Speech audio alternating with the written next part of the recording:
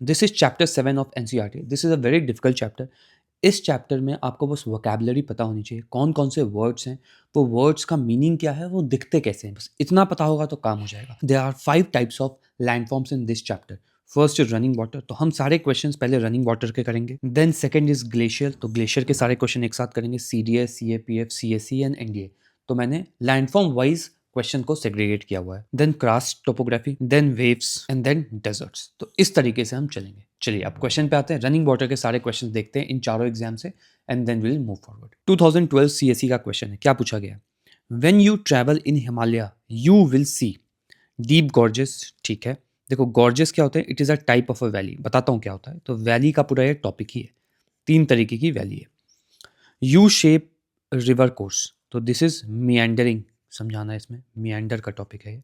ठीक है, parallel mountain ranges, ठीक है, ये टाइप ऑफ इरोजन का टॉपिक है। देन क्या है?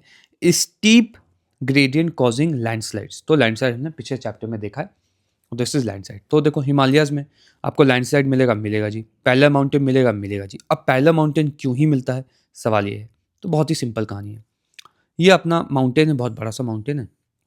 यहाँ से रिवर, ग्लेशियर इसके ऊपर है, रिवर का ओरिजिन हो गया। ठीक है, तो रिवर जो है जब अपनी इनिशियल स्टेज में रहती है तो रिवर बहुत ज़्यादा स्पीड से चलती है। उस स्पीड की वजह से रिवर डीप इरोजन करती है, डीप। वर्टिकल इरोजन रिवर ज़्यादा करेगी। तो ऐसे अगर माउंटेन है तो मैं बोलूँगा ये वाला इरोजन ज़्यादा करेगी रिवर, ये, rather than your lateral erosion. तो ये लैटरल इरोजन हुआ, 1 मिनट, ये मेरा लैटरल इरोजन हुआ, ये हुआ वर्टिकल। तो यूथ स्टेज में river down cutting, that is vertical erosion बहुत ज़्यादा करती है। इसे अभी जो ये माउंटेन आपको दिख रहा है, ये ऐसे कन्वर्ट हो जाएगा। ये बन गया आपका वी शेप वैली, क्योंकि बीच से रिवर ने इसको काट दिया है। तो ये ध्यान रखना है। अभी पढ़ाएंगे हम stages, youth stages, mature stages, old stages of river में क्या क्या होता है। तो ये तो कहानी होगी पहला माउंटेन रेंजेस की। ठीक है, अब क्या है? यू टर्न या गॉर्जेस। तो गॉर्जेस पे आते हैं पहले। अब हम देखेंगे कि वैली क्या होती है। देखो जी, वैली क्या है? Elongated depression between 2 highlands. एक ये हाईलैंड है, इसके बीच में एक डिप्रेशन है, इसको मैं वैली बोल रहा हूँ। तो दिस इज वैली। ठीक है, अब इसके बाद शब्द है यही valley. If the valley has a steep sides, तो उस वैली को हम बोलेंगे गॉर्ज। स्टीप साइड्स होगा गॉर्ज। ठीक है, if a valley has a step like sides, तो ऐसा कुछ होगा, स्टेप लाइक, तो इसको हम बोलेंगे कैनियन। ये है 3 तरीके की वैली। इसको हम देखते हैं अभी डायग्राम्स में कैसा है। ये देखो वैली क्या है, इस तरीके का दिखागा, इलोंगेटेड डिप्रेशन बिटवीन अपलैंड्स और माउंटेन्स। ठीक है, ये देखो गॉर्ज कैसा दिखता है।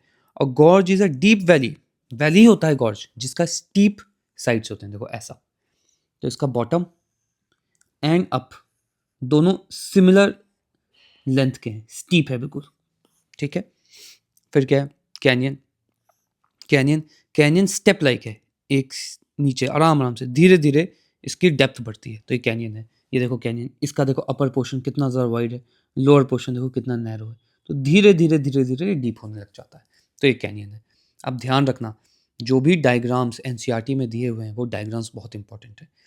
तो ये अगर गॉर्ज की बात की गई है, होगेन काल गॉर्ज इन कावेरी रिवर, बिल्कुल ध्यान रखना कि कावेरी रिवर में ऐसा कोई गॉर्ज है, ये स्टीप साइड, इसको हम गॉर्ज बोलेंगे। ठीक है, अब जरा एनसीईआरटी में ये दिया हुआ है difference between gorge and canyon. देखो साइड्स कैसे होते हैं गॉर्ज के, स्टीप होंगे। कैनियन के साइड्स कैसे होंगे? स्टेप लाइक होंगे। विथ सेम होगा गॉर्ज में, टॉप एंड बॉटम। कैनियन में क्या, टॉप बहुत वाइड होगा और ये जो बॉटम है ये नैरो होगा। ठीक है, इसके बाद क्या है? Made up of, gorge hard rock से बना हुआ है, तभी इसको काटना बहुत मुश्किल है। तो एक बार अगर कटना शुरू हुआ है तो ऊपर से नीचे तक सिमिलर टाइप से कटेगा। जबकि कैनियन क्या है? Hard and soft rock both, sedimentary rock से ऐसे बना हुआ है, बीच में हार्ड रॉक है, तभी जो वाटर है वो इस हार्ड रॉक को काट नहीं पाया एंड हेंस ये घूम के जा रहा है, यू शेप मेंडरिंग दिखा रहा है। देख पा रहे हो? तो ऐसे होता है। पॉज करो, इसको आराम से रीड करो। ये एग्जाम्पल है गॉर्ज का, मैंने यहाँ भी लिख दिया है। ठीक है, इतना कुछ आपको जानना है। तो देखो ये लिस्ट है अपने पास। रनिंग वाटर, रनिंग वाटर में कुछ इरोजन की वजह से लैंडफॉर्म्स बनते हैं, कुछ डिपोजिशन की वजह से लैंडफॉर्म बनते हैं। तो जो इरोजन की वजह से बन रहे हैं उसमें हमने पहले देख लिया valley, V shape, gorge, canyon, done. इतना पोर्शन अपना खत्म हुआ। चलिए अब हम क्वेश्चन पे फिर से आएंगे। अब क्या पूछा गया? डीप गॉर्ज बनेगा? बिल्कुल बनेगा। अब आपको पता चल गया वैली 3 तरीके की, वी शेप वैली है, गॉर्ज है, कैनियन है। गॉर्ज ऐसा दिखेगा, जो कैनियन है वो ऐसा कुछ दिखेगा, और जो वैली है वो ऐसा कुछ दिखेगी। ठीक है। अब यू टर्न रिवर कोर्सेज, अब यू टर्न रिवर कोर्सेज पे हम देखो जी, ये मैंने ब्रह्मपुत्रा का एग्जांपल चिपकाया हुआ है। देखो कैसे, ये आपकी वैली है, ठीक है, यहाँ से ऐसे रिवर चल रहा है, चलता जा रहा है, चलता है, सामने यहाँ ऑब्स्ट्रक्शन आया। सो river have two options, either this obstruction will be eroded by the force of the river, ठीक है, इसको इरोड कर देगा और रिवर बीच से चला जाएगा, या फिर ये ऑब्स्ट्रक्शन अभी इतना बड़ा है कि रिवर इसको इरोड नहीं कर पाए, तो river will go around it. इस तरीके से रिवर जाता रहेगा, मगर इसके साइड्स को धीरे धीरे धीरे धीरे इरोड करेगा। तो आफ्टर मिलियंस ऑफ ईयर्स ई वाला जो ऑब्स्ट्रक्शन इसको खत्म कर देगा रिवर, और रिवर सीधा हो जाएगा। तो ये ध्यान रखना, यू शेप रिवर का मतलब है जो बीच में जो बैरियर है, it is strong enough at this point of time that the river cannot erode it, and hence it has to go circumnavigate it and go around it। ये है U shape, ठीक है। तो हार्ड रॉक होगा centre में, इस वजह से रिवर्स को तोड़ नहीं पाता है, and hence U shape valley बनती है। तो ये भी हो गया जी, डन डन डन। तो क्या है, डी होना चाहिए इसका आंसर। CSE 2001 का क्वेश्चन है, क्या पूछा गया है? Identify the correct order of the process of soil erosion. देखो सॉइल इरोजन का क्या करेक्ट ऑर्डर है। देखो जी, मैं बोल रहा हूँ कि एक ऐसा सॉइल है, ठीक है, सॉइल का सरफेस है, इस पर पानी गिरा, ये पानी गिरा तो थोड़ा बहुत सॉइल जो है स्प्लैश होकर इधर उधर चला जाएगा, तो उसको बोलते हैं splash erosion. Splash erosion is simply due to direct rain water droplets, इसको बोलेंगे स्प्लैश इरोजन। अब क्या है, पानी बहुत ज़्यादा गिर गया इस सॉइल पे, and this soil is saturated with water. Now the soil is saturated with water, then this soil will move like a sheet। यहाँ पे बहुत सारा वाटर है, थोड़ा सा भी इसको फोर्स दिया तो पूरी की पूरी सॉइल की अपर लेयर शीट की तरह नीचे मूव करेगी, इसको बोलते हैं हम शीट इरोजन। क्या है, soil is lost like a thin sheet, ठीक है। अब मैं बोल रहा हूँ कि सॉइल जो है थिन शीट की तरह चला गया। Now more water gets into this soil and soil के सरफेस पे ऐसे ऐसे लाइंस बन जाएंगी, इसको बोलते हैं रिल इरोजन। इस तरीके का दिखता है, जैसे प्रिपरेशन ऑफ एग्रीकल्चरल लैंड में नहीं बनाते हम टिलेज करके, तो इसको बोलते हैं रिल। छोटी छोटी ऐसे लाइनें बन जाएगी, कुछ समय के बाद ये लाइनें और ब्रॉड हो जाएंगी, तो एक गली फॉर्मेशन ले लेगा, देख रहा हूँ, और फिर गली भी बहुत ही ज़्यादा वाइड हो जाएगी, तो ये वैली फॉर्मेशन ले लेगा। तो ये है आपका सॉइल इरोजन में। सबसे पहले आपका रेन वाटर से स्प्लैश हुआ, फिर उसके बाद rain water became enough to saturate the soil, and hence entire sheets of soil got eroded. Now lines are formed in the soil known as rill. These lines become widened known as gully, and this gully become further more wide creating valley। तो ये है, यहाँ लिखा हुआ है, इसको ध्यान से रीड कर लेना क्या लिखा हुआ है यहाँ पे। अब देखते हैं इस क्वेश्चन को, क्या पूछा गया है। करेक्ट सीक्वेंस, स्प्लैश होगा सबसे पहले, शीट होगा, रिल होगा, गली होगा। शीट नहीं है सबसे पहले, रिल नहीं है, गली नहीं है, ए होना चाहिए इसका आंसर। ये चलिए जी, नेक्स्ट क्वेश्चन 1994 का क्वेश्चन देखिए क्या पूछा है। Which one of the following types of erosion is responsible for formation of Chambal ravens. देखो चंबल का याद होना चाहिए, मतलब देखना चाहिए आपको, ऐसे होता है। तो इधर ये रिल होगा या गली होगा, यही दो चीज़ें हैं आपके पास। स्प्लैश होगा नहीं, शीट होगा नहीं। अब देखो रिल में लंबा लंबा ऐसे कटता है, बहुत डीप नहीं होता ये। लैंड प्रिपरेशन फॉर एग्रीकल्चर, उसमें जब लंबी लंबी धारियाँ बनती है ना, उसको मैं रिल बोलता हूँ, एंड डीपर बनेगा तो गली। So this is more like अ गली, ठीक है। तो ये ऐसा दिखता है, एक बार जाके गूगल करना आप चंबल रिवरेंस कैसे दिखते हैं, आपको ज़्यादा बेहतर ही समझ में आएगा। CSE 1990 का क्वेश्चन क्या पूछा गया, the maturity of a river course is recognise by the presence of. ठीक है, देखो जी, ये पूरा ही आपको समझना पड़ेगा कि रिवर किस स्टेजेस से होकर गुजरती है। तो मैं बोल रहा हूँ कि एक रिवर है, river let just suppose Ganga है, रिवर गंगा देवप्रयाग से शुरू होती है गंगा, भागीरथी अलकनंदा मिलेगी, गंगा बनेगी देवप्रयाग पे, उसके यूपी बिहार और बंगाल में आएगी। तो लेट जस्ट सपोज उत्तराखंड है, ये यूपी है, ये बिहार है, एंड ये आपका, अच्छा, ये आपका बंगाल है। So this is a youth phase of a river, यहाँ पे यूथ फेज है रिवर का, this is a mature phase of a river and this is a old phase of a river. ठीक है, ये रिवर के फेजेस है। अब इनके बीच में हमको डिस्टिंग्विश करना है, यूथ, मेच्योर एंड ओल्ड। ठीक है, एक मिनट रुक जाओ, इसको थोड़ा ऐसे करते हैं, इसको ऐसे बनाते हैं। अब आ जाओ, देखो जी, जब यूथ फेज में रिवर होता है तो आप इमेजिन करो उत्तराखंड में इतने सारे माउंटेन हैं, तो उसमें स्लोप कैसा होगा? स्टीप स्लोप होगा, ऊपर से नीचे की तरफ तेजी से रिवर गिरेगा, तो स्टीप स्लोप। आप थोड़ा सा नीचे जाओगे यूपी और बिहार की तरफ तो जेंटल स्लोपिंग दिखेगा आपको, तो जेंटल स्लोप। आप बंगाल की तरफ जाओगे, यहाँ भी स्लोप जेंटल होगा। ठीक है, चलिए जी नेक्स्ट देखते हैं। अब मैं बोल रहा हूँ किस तरीके की एक्टिविटी होगी because of the movement of river on the steep slope, on the gentle slope and on the other gentle slope. देखो जी, जब रिवर स्टीप स्लोप की तरफ जाता है तो वो डाउन कटिंग करेगा, डाउन कटिंग, नीचे की तरफ काटना शुरू करेगा बहुत ज़्यादा, क्योंकि स्टीप है, ऐसे ऐसे काटेगा नीचे की तरफ।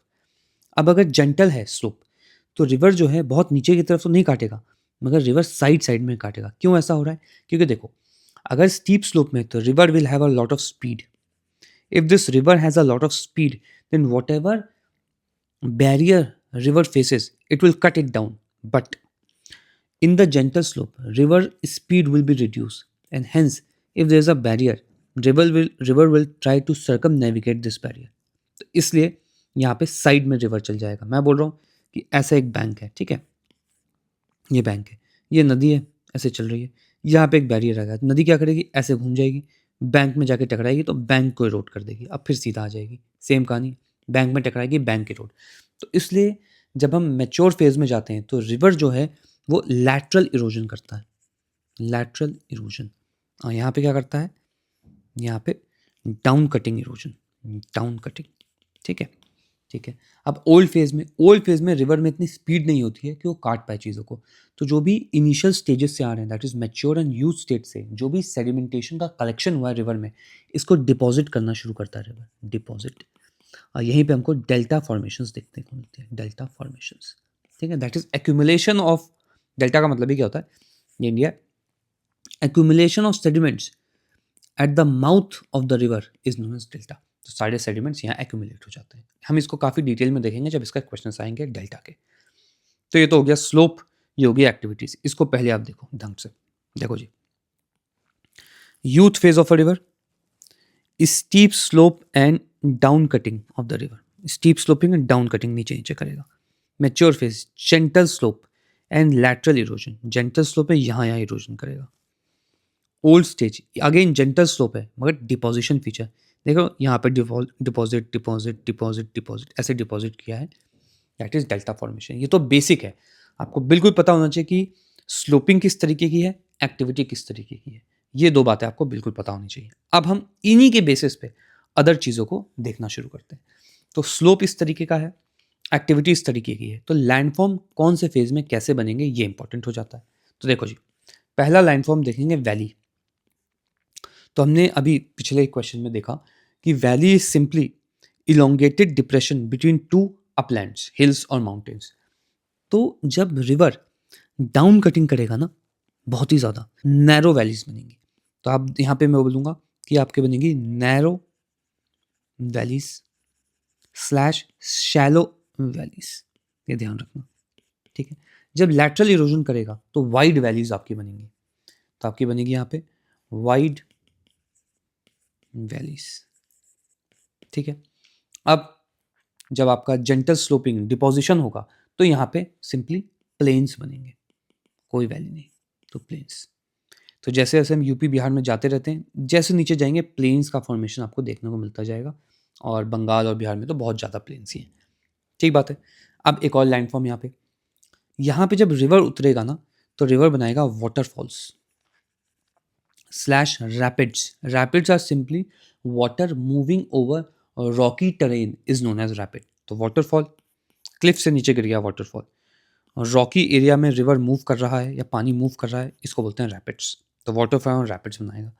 जब हम जेंटल स्टेज में जाएंगे तो वाटरफॉल एंड रैपिड्स गायब हो जाएंगे और सिंपली फ्लड प्लेन्स बनेगा, फ्लड प्लेन्स। अब ये फ्लड प्लेन्स ही क्या होता है? ये नदी चल रही है, ये नदी का बैंक है, ठीक है, बीच में नदी है, ये नदी है। फ्लड आया और नदी का पानी इधर आ गया, बट नदी के पानी के साथ sediments will also come, sediments.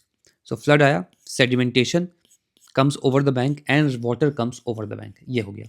when the flood will recede, when the water will recede, these sediments जो भी heavier होंगे वो पानी अपने साथ नहीं लेके जा पाएगा, तो heavier sediments यहीं पे इकट्ठा हो जाएंगे। तो accumulation of heavier sediments would be here। तो अब अगर मैं flood plain को डिफाइन करूँ तो flood plain is simply the accumulation of sediments at the sides of the bank due to flooding of the river is known as flood plains। so these are flood plains। यहाँ sediments है, flooding की वजह से ये sediments का accumulation हुआ है, तो इसलिए ये फ्लड प्लेन्स है। तो आपको ये फ्लड प्लेन्स मिलता है। क्यों मिलेगा भाई फ्लड प्लेन? क्योंकि हमने देखा अभी लैटरल इरोजन हो रहा है, तो कभी कभी तो बैंक को पार करके चला जाएगा ना, तो इस वजह से आपको फ्लड प्लेन मिलेगा। तो आपके ये जेंटल फेज बोल रहा हूँ, मेच्योर फेज में फ्लड प्लेन मिलेगा। अब हम जब जाएंगे आपके ओल्ड फेज में, तो ओल्ड फेज में आपको मिलता है lakes, oxbow lake, specially oxbow lake. क्या होता है? देखो ऑक्सबो लेक क्या होता है, हमने अभी देखा कि रिवर अगर सीधा चलेगा तो ये तो ऐसा है, कुछ ऑब्स्ट्रक्शन आ गया इस रिवर के फेज में तो रिवर ऐसे ऐसे चलने लगेगा, इसको बोलते हैं meandering. Curving of the river is meandering. मगर कभी कभी ना रिवर में बहुत ज़्यादा कर्व, एक बहुत बड़ा पत्थर आ गया तो रिवर बहुत ज़्यादा कर्व होकर ऐसे जाएगा, तो इस तरीके से चलेगा। ठीक है, ऐसे चल रहा है रिवर। अब क्या हुआ कि ना ये है आपका dry phase of a river. अब मानसून आया, मानसून आया तो रिवर में इतना पानी हो गया कि रिवर जो है इस पत्थर के ऊपर से चलना शुरू करेगा। तो पहले रिवर ऐसे चल रहा था, अभी रिवर ना ऐसे चलेगा। ठीक है, पहले कैसे चल रहा था रिवर? पहले रिवर ऐसे चल रहा था, इस तरीके से चल रहा था। ठीक है, जब पानी बहुत ज़्यादा हो गया तो रिवर पत्थर के ऊपर से चलने लग जाएगा। जब ऐसा होगा तो ये this will be cut off from the river and hence this will form a oxbow lake. अभी हम पिक्चर दिखाते हैं इसकी, देखो जरा। पहले रिवर ऐसे चल रहा था नॉर्मल, देख पा रहे हो, मगर पानी बहुत ज़्यादा हो गया रिवर में, तो अब रिवर ऐसे गया ऐसे गया ऐसे गया, अब सीधा इसके पार चल जाएगा, सीधा सीधा सीधा निकल जाएगा, तो इसको ऑक्सबो लेक बोलते हैं। ऐसा दिखता है। तो जब पानी कम होगा तो रिवर ये कोर्स लेगा, जब पानी ज़्यादा हो जाएगा तो रिवर सीधा चलने की कोशिश करेगा, इसको ऑक्सबो लेक बोलेंगे। अभी ऑक्सबो लेक आएगा तो इसमें 2-3 चीज़ें और हैं, वो बता दूंगा। ठीक है, तो ये हो गई कहानी खत्म। अब इसको आराम से देख लूँ। क्या है? Steep slopes down cutting, gentle slope lateral erosion, gentle slope deposition. ठीक है, अब क्या है जी? यूथ फेज में स्ट्रीम्स आर फ्यू। देखो जी, अब स्ट्रीम्स आर फ्यू का क्या मतलब है? जब यूथफुल फेजेस है ना, तो रिवर्स जो हैं सीधा सीधा चल रही हैं, इसकी बहुत सारी ट्रिब्यूटरीज नहीं है, बहुत ज़्यादा कोई और अदर रिवर्स नहीं आ रही हैं, तो इसलिए जो इसमें स्ट्रीमिंग है वो बहुत पुअरली इंटीग्रेटेड है ऐसा। मगर जैसे मैच्योर फेज में जाएंगे तो many reverse will accumulate and come together, तो ये होगा प्लेंटीफुल स्ट्रीमिंग। तो ड्रेनेज इंटीग्रेशन पुअर है, ड्रेनेज इंटीग्रेशन बहुत ज़्यादा अच्छा है। यहाँ पे क्या है? यहाँ पे काफ़ी ज़्यादा इंटीग्रेशन है। यहाँ पे तो आपने ट्रिब्यूटरीज सुना होगा कि रिवर के अंदर मिलना, ये ट्रिब्यूटरीज है। तो बहुत कम ट्रिब्यूटरीज होती हैं यहाँ पे, काफ़ी ज़्यादा ट्रिब्यूटरीज होंगी यहाँ पे, एंड यहाँ पे डिस्ट्रीब्यूटरी बन जाती है। रिवर ऐसे गया और एक नदी इसे यहाँ से बाहर निकल गई, तो ये हुगली है जो एक डिस्ट्रीब्यूटरी है आपकी गंगा रिवर की। ठीक है जी, तो ये स्ट्रीम्स का इंटीग्रेशन हो गया जब यूथ फेज में है, जब मेच्योर फेज में है, जब ओल्ड फेज में है। यूथ फेज में ट्रिब्यूटरीज लेस, मेच्योर में ट्रिब्यूटरीज मोर, ओल्ड में डिस्ट्रीब्यूटरीज। ठीक है, ये कहानी हो गई। अब क्या पूछा गया है? Shallow V shape narrow valley and narrow flood plain. सही बात है, फ्लड प्लेन नैरो ही होगा क्योंकि बहुत ज़्यादा लैटरल इरोजन होगा नहीं, तो अपने कोर्स से भटकेगा नहीं रिवर, एंड हेंस नैरो रहेगा। तो जो भी फ्लड प्लेन्स हैं यहाँ पे कम कम सेडिमेंटेशन होंगे, और जो वैली है वो नैरो है एंड आपका शैलो है। यहाँ पे V shape valley very deep, deep का मतलब ना यहाँ वाइड है, तो वाइड वी शेप वैली है, यहाँ नैरो वी शेप वैली है। इसको चेंज कर दूंगा मैं। ये क्या है? Streams मियांडर freely on the vast flood plain. सही बात है, स्लो स्ट्रीम है तो कोई भी बैरियर आएगा तो उसको ऐसे घूम के जाने की कोशिश करेगा स्ट्रीम, एंड हेंस मियांडरिंग है। फिर क्या है? Broad and flat divides with marshes, swamps and lakes. देखो जी, जब भी रिवर चलेगा यूथ फेज में, तो ये ऐसे गया एक रिवर, दूसरा रिवर यहाँ गया, बहुत कम लैटरल इरोजन है, तो बीच में जो गैप है इन दोनों के, ये ब्रॉड एंड फ्लैट होगा। ठीक है, ये बात है। अब इसमें क्या है? Divides turn sharp. जब मैच्योर फेज में है तो डिवाइड्स जो हैं क्योंकि लैटरल इरोजन हो रहा है। तो ये एक है, ये एक है। तो यहाँ पे लैटरल इरोजन, वो अदर स्ट्रीम्स आ रही हैं, तो यहाँ पे लैटरल इरोजन तो इस तरीके का दिखता है आपको। यहाँ पे देखो स्ट्रीम डिवाइड्स, यहाँ ब्रॉड एंड फ्लैट, यहाँ पे एक स्ट्रीम होगा, यहाँ स्ट्रीम होगा। मैं यहाँ क्या है, इरोजन बहुत ज़्यादा है, तो ये देखो ये स्ट्रीम चल रहा है, इसको इरोड कर रहा है, इधर से एक और स्ट्रीम चलेगा, इसको इरोड करेगा, तो शार्प डिवाइड्स है। ठीक है, यहाँ पे ब्रॉड एंड फ्लैट है क्योंकि डिपोजिशन होता है। खत्म हो गई कहानी। अब क्या लिखा हुआ है, few meandering over flood plain. सही बात है, यहाँ पे काफ़ी ज़्यादा मियंडरिंग, यहाँ पे थोड़ी सी ज़्यादा होगी, यहाँ तो बहुत ही ज़्यादा हो जाएगी। फिर क्या है, वाटरफॉल रैपिड्स मिलता है, यहाँ नहीं मिलता है, यहाँ ऑक्सबो लेक, फ्लड प्लेन्स, ये सब मिलेगा। ठीक है, आगे भी ये आएगा, बट बस बेसिक देखना है आपको। यहाँ से भी देख सकते हो वी शेप वैली कैसी है, यहाँ देखो वी शेप वैली कैसी है, यहाँ देखो जेंटल ग्रेडियंट, फ्लैट प्लेन्स हो गया, रैपिड्स हो गया, फ्लड प्लेन्स हो गया, ऑक्सबो लेक हो गया, स्ट्रीम्स स्ट्रीम्स स्ट्रीम्स। ठीक है, ये बिल्कुल बेसिक है, ये आपको समझ में आना चाहिए। अब देखते हैं maturity of the river course. तो मैच्योर फेज की बात कर रहे हैं। वी शेप वैली आपका मैच्योर फेज में मिलेगा, आपका यूथ फेज में मिलेगा। ठीक है, मियंडरिंग, मियंडरिंग आपको यूथ फेज में नहीं मिलेगा, मैच्योर में मिलेगा। आंसर ये होना चाहिए। गॉर्ज, गॉर्ज आपके यूथ फेज में मिलेगा। स्टीप कटिंग, हाई ड्यूनिडेशन पावर, सबसे ज़्यादा इरोजन कहाँ पे होगा, तो मैक्सिमम इरोजन जो है आपका यूथ फेज में होगा। क्यों? क्योंकि सबसे ज़्यादा स्पीड है रिवर के पास, सबसे ज़्यादा स्लोप है वहाँ पे, डाउन कटिंग करते हुए इरोड करते हुए आएगा। जब मैच्योर फेज में आएगा तो लैटरल इरोजन, एंड देन जब आपके ओल्ड फेज में आएगा तो डिपोजिशन। तो ये बात ऐसे ध्यान रखनी है आपको। तो आंसर क्या होना चाहिए इसका, फिर आंसर होना चाहिए इसका बी, एक्सक्लूसिवली मैच्योर फेज में मेंडरिंग ज़्यादा होगी। तो आंसर बी है। 1983 का क्वेश्चन है, देखिए क्या पूछा है। Which of the following is not favourable for delta.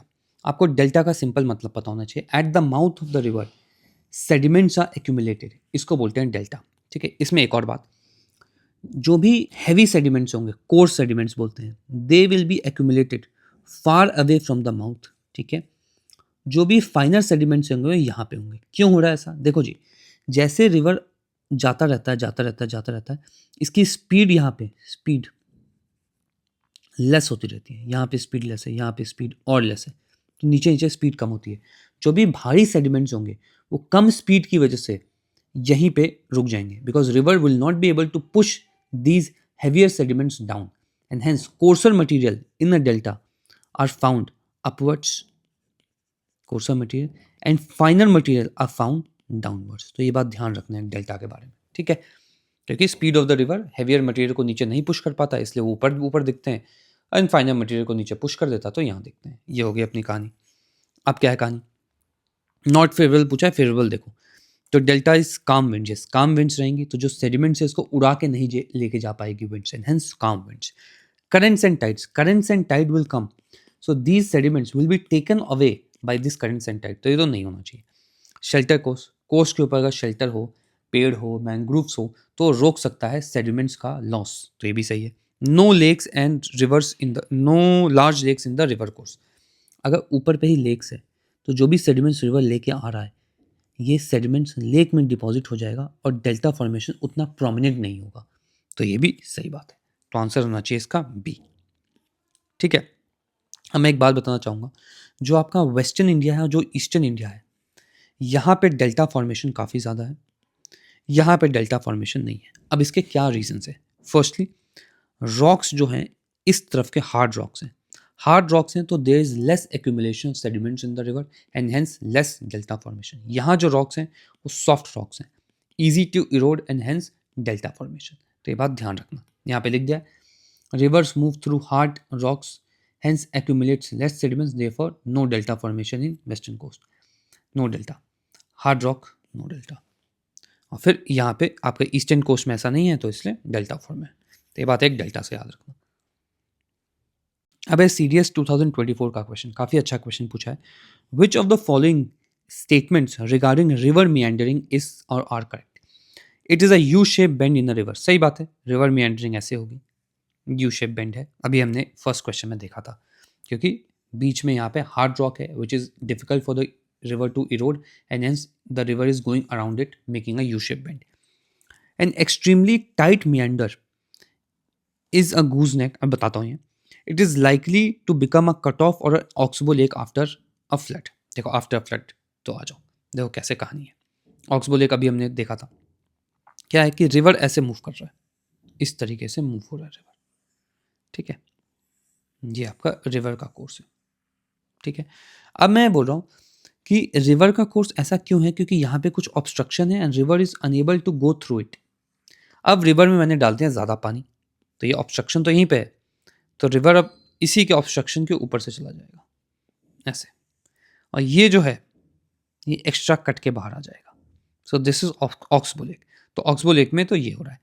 Secondly, ये बीच में जो गैप बना है यहाँ पे सेडिमेंट्स एक्यूमुलेट हो जाएंगे, सेडिमेंट्स एक्यूमुलेट हो जाएंगे। तो इसको यहाँ देखते हैं अब हम। रिवर जो है नॉर्मल ऐसे मियांडर करके जा रहा था, ठीक है। रिवर में पानी बढ़ गया तो रिवर सीधा चला गया, तो रिवर आया आया आया सीधा चला गया। अब यहाँ पे क्योंकि रिवर सीधा चल रहा है तो यहाँ पे लैटरल कटिंग होगी तो सेडिमेंटेशन यहाँ डिपॉजिट होगा। जैसे सेडिमेंटेशन डिपॉजिट होगा, this course of the river will be separated by a sediments from this lake. So hence this lake is known as cut off lake या ऑक्सबो लेक। तो इसमें दो चीजें हो रही हैं, एक आपका डिपोजिशन हो रहा है एंड सेकेंड आपका इरोजन भी हो रहा है। दोनों चीजें ध्यान रखना, deposition and erosion lateral cutting से। तो ऑक्सबो लेक में दोनों चीजें होती हैं, डिपोजिशनल भी इरोजन भी, बट जनरली हम इरोजनल फीचर की तरह ही देखते हैं ऑक्सबो लेक को। देखो साइड साइड से इरोजन, साइड साइड से इरोजन, इरोजन इरोजन इरोजन, पानी ज़्यादा आया सीधा चला गया तो ऑक्सबो लेक बन गया, ऐसा दिखता है ऑक्सबो लेक। चलिए जी, ये भी ऑक्सबो लेक है। अब क्या है, ये करेक्ट है। Tectonic upliftment can cause a river to continue down cutting along its meandering course, ठीक है। डाउन कट करेगा, नीचे की तरफ कट करेगा, प्रोड्यूसिंग इनसाइज या इंट्रेंच meander। सबसे पहले बताओ इंट्रेंच का मतलब ही क्या होता है? ट्रेंच बनाना, डीप ऐसे गड्ढा बनाना, इसको बोलते हैं इंट्रेंच्ड या ट्रेंच्ड। तो इंट्रेंच्ड है ये। तो पहले क्या था, रिवर नॉर्मली चल रहा था एक फ्लैट प्लेन पे, ये देखो ऐसे रिवर चल रहा है। अब जो मियांडरिंग है वो डीप हो गई है, इसी को हम इंट्रेंच बोलते हैं। अब मियांडरिंग डीप कैसे हो गई? या रिवर ने डाउन कटिंग कर दी है, बहुत ज़्यादा नीचे की तरफ काट दिया, या फिर अपलिफ्टमेंट ऑफ द, ऐसे अपलिफ्ट हो गया है आपका लैंड, और इस अपलिफ्टमेंट की वजह से रिवर जो है नीचे की तरफ चली गई, हेंस इंट्रेंच मियांडरिंग, ठीक है। लिखा हुआ है meander loop first develop on original gentle surface and then get entrenched into the rock due to either erosion, नीचे की तरफ erosion, या upliftment of land। ये कोर्स है, टेक्टोनिक एक्टिविटी हुई, ऊपर उठा दिया, रिवर जो बीच में जा रही थी वो डीप हो गई, और तो ये है आपका upliftment of land and down cutting की वजह से entrench मियांडर। Inter मियांडर simply deep meandering. क्यों होगी डीप? इधर इरोजन की वजह से या लैंड अपलिफ्टमेंट की वजह से, इसको एंट्रेंच मेंडर बोलते हैं। तो tectonic activity can cause river to continue down cutting along its meandering coast. हाँ ठीक है, टेक्टोनिक अपलिफ्टमेंट की वजह से हो सकता है, इरोजन की वजह से। ये तो करेक्ट है, ये भी करेक्ट है, ये भी करेक्ट है। आंसर होना चाहिए इसका डी। 2018 का क्वेश्चन है, क्या पूछा गया?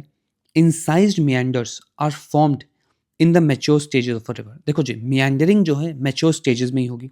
इंसाइज का मतलब है डीप मियांडरिंग, और डीप मियांडरिंग हमने पिछले क्वेश्चन में ही देखा है। डीप मियांडरिंग इधर अपलिफ्टमेंट ऑफ द लैंड से होगा या ग्रेटर इरोजन से होगा, ये तो ठीक है। Incise meanders are characterise by upliftment of land या रिजुविनेशन। रिजुविनेशन का मतलब सॉइल हेल्थ बेटर करना या लैंड का अपलिफ्टमेंट, सेम ही बात है दोनों। तो ये भी ठीक है, ये भी सही है, आंसर इसका ए होना चाहिए। अब देखते हैं 2014 का question. Arrange the following feature in the river in the course of starting from upstream. Upstream से नीचे देखो, अपस्ट्रीम में सबसे पहले आपको वाटरफॉल्स दिखेंगे, हमने अभी देखा है, तो फॉल्स पहले होना चाहिए। इसके बाद नेक्स्ट में मियांडरिंग होगा, इसके बाद ऑक्सबो लेक बनेगा, और लास्ट में माउथ ऑफ द रिवर पे डेल्टा बनेगा। तो सबसे पहले मैं देखूंगा 2, फिर होगा आपका meandering 1, this is youth stage, this is mature stage, this is and stage, this is old stage. तो 2 1 डेल्टा लास्ट होगा 3 एंड बीच में होगा 4, तो बी होना चाहिए आंसर। अगेन यहाँ भी चिपका दिया है, बिल्कुल आराम से पढ़ना सब कुछ। CAPF 2012 का क्वेश्चन है, क्या पूछा गया? Delta an example. ये ना तमिलनाडु एनसीईआरटी से डायरेक्ट वहीं से क्वेश्चन है। पहले हम ये पांचों टाइप के डेल्टा समझते हैं एंड आगे बढ़ेंगे, तब ये क्वेश्चन हो पाएगा। देखो जी, बहुत ही सिंपल है। हमने अभी डेल्टा को क्या समझा? डेल्टा होता ही क्या है? Delta accumulation of sediments at the mouth of a river is known as delta. ये तो आपका डेल्टा होता है। अब इसमें कितने तरीके के डेल्टा होते हैं? मैं ये कह रहा हूँ कि जो गंगा है ना, गंगा, उसमें इस तरीके का डेल्टा बनता है, एंड जब रिवर आती है तो बहुत सारे डिस्ट्रीब्यूटरीज में टूट जाती है। तो जब when the river is broken into many distributaries at the mouth और at the delta is known as arcuate delta. Arcuate delta बोलते हैं इसको। These deltas are seen in Ganga and Nile river valley. ये ध्यान रखना है बात, ठीक है। इसके बाद मैं बोलूँ कि अब जो डेल्टा है वो इस तरीके का बनेगा, कुछ ऐसे बर्ड के फुट जैसा। ये मिसिसिपी रिवर में बनता है, यूएसए। तो ये मिसिसिपी में बनेगा, तो ये है आपका बर्ड फुट डेल्टा। इन दोनों को पहले देखते हैं। तो देखो कैसा दिख रहा है। दिस इज योर आर्कवेट डेल्टा, देख पा रहे हो कैसे कितने सारे डिस्ट्रीब्यूटर्स में टूट गया है। This is your birds foot Mississippi delta. अब इसमें एक और डेल्टा होता है, इसको बोलते हैं कस्पेट डेल्टा। जैसे मल्टीपल डिस्ट्रीब्यूटरी में टूटा है ना डेल्टा पे आने पे river, so river just make a single line and sedimentation are here and here and here, not multiple distributary. River is not broken into multiple distributaries, it simply makes a single line, but sedimentation is there. These types are known as Cascade delta. अब Cascade delta का क्या example है? टिबर river. टिबर river पे ही रोम है, तो ध्यान रखना। तो ये कहीं Cascade डेल्टा देख लो, सीधा यहाँ डेल्टा सीधा। अब एक डेल्टा है आपके पास लक्शरीन डेल्टा। लक्शरीन डेल्टा का क्या मतलब है कि ये आपका रिवर कोर्स है और जो रिवर है उसने डिपॉजिट कर दिया बहुत सारे सेडिमेंट्स एक लेक के किनारे। So delta formed in a lake is known as lacustrine delta. ऐसे डेल्टा आपको वोल्गा रिवर एंड लियान रिवर ऑफ आयरलैंड यहाँ पे देखने को मिलेंगे। अब है एस्चुरियन डेल्टा। एस्चुरी क्या होता है? एस्चुरी बहुत ही सिंपल कहानी है। When river goes into the sea without much sediment, this is known as estuary. River का सी में मिल जाना without much sediment is estuary. River का सी में मिल जाना with a lot of sediments is known as delta. इसमें example, इसके डिफरेंस, ये सब चीज़ें अभी हम देखेंगे। जब क्वेश्चन आएगा ना तो इसको ढंग से और देखेंगे। तो ये तो अपनी कहानी हो गई, हमने देख लिया एस्चुरियन डेल्टा। सीन रिवर इस पे पेरिस है, ठीक है। अब आ जाओ सवाल पे। आर्कवेट डेल्टा नाइल एंड हमने इस पे देखा है गंगा पे, इसमें डिस्ट्रीब्यूटरी में टूट जाता है रिवर, तो दिस गया यहाँ वन आया। Bird's foot delta Mississippi river, सही है। कस्पेट डेल्टा एक सिंगल लाइन बनेगी किस पर? Cuspate delta Tiber river Rome. Seine delta is estuarine delta, that is कि एस्चुरी है डायरेक्ट सी में मिल जाता है, थोड़ा बहुत डेल्टा फॉर्मेशन होगा तो इसको बोलेंगे हम एस्चुरियन डेल्टा। तो दिस इज 4। तो 1 2 3 4 होना चाहिए इसका आंसर। तो आंसर है आपका डी। 2011 का क्वेश्चन देखते हैं क्या पूछा गया है। Which of the following best experience. Best experience में बहुत केयरफुल रहना, मल्टीपल आंसर्स होंगे, उसमें से सबसे अच्छा वाला आंसर चुनना होगा। Best experience why the lower course of river is sometimes choke with sediments. Lower course of the river पे चोकिंग होगी सेडिमेंट्स की, क्योंकि स्पीड बहुत कम है रिवर की, ये तो होना चाहिए। The valley of the river is widest in the lower coast. Valley तो वाइड होगी, लैटरल इरोजन बहुत ज़्यादा होगा, तो वाइड हो सकती है, मैं इसकी वजह से चोकिंग होगी, या नैरो होगी तब चोकिंग होगी, इसको क्वेश्चन मार्क पे रखते हैं। Velocity of the river in its lower course is low, correct. Delta sometimes develop in the lower course, correct. 2 3 तो होना ही चाहिए, तो ये हटा दो, ये हटा दो। अब क्या है? अच्छा, मतलब 1 भी है ही। Much of the river water is drawn from for irrigation in the lower coast. Lower coast में रिवर वाटर इरिगेशन के लिए ड्रॉ होगा, पर ये क्या बेस्ट है? इसी की वजह से होगा, क्योंकि अपर कोस्ट में भी जो है आपका इरिगेशन की वजह से ड्रॉ किया जाता है वाटर। तो this is not the best explanation. ऐसे भी 1 2 3 4 मत करना, ए में दिया हुआ है तो बी वेरी केयरफुल। आंसर इसका 1 2 3 होना चाहिए, ठीक है। ये लोअर कोर्स में जो है बेस्ट के लिए नहीं है, ये इरिगेशन ज़्यादा से ज़्यादा अपर कोर्स में आपको ज़्यादा देखने को मिलेगा, और इरिगेशन इतना भी नहीं हो जाएगा कि चोकिंग हो जाएगी रिवर की, कि बिल्कुल ही इतना पानी निकाल दिया कि रिवर में सिर्फ सेडिमेंट ही बच गया, ऐसा नहीं होगा। तो this is not the correct answer. Answer would be C. And if you want to cover entire physical geography in this chapter wise PYQ first method, then you can enroll in our course. Again, same story hai, every chapter will be covered through PYQs of all these 4 exams. It is applicable for all these 4 exams. Every concept will be taught through reverse engineering of PYQ. Notes and reference book will be given marked. And सिर्फ और सिर्फ ये course cell कर दिया तो आपसे connection खत्म नहीं हो जाएगा, because there are more doubts in these conceptual subject. Hence exclusive Telegram doubt clearing group will also be given to you. If you wish to enrol, you can text me on Telegram or go to the website and purchase the course.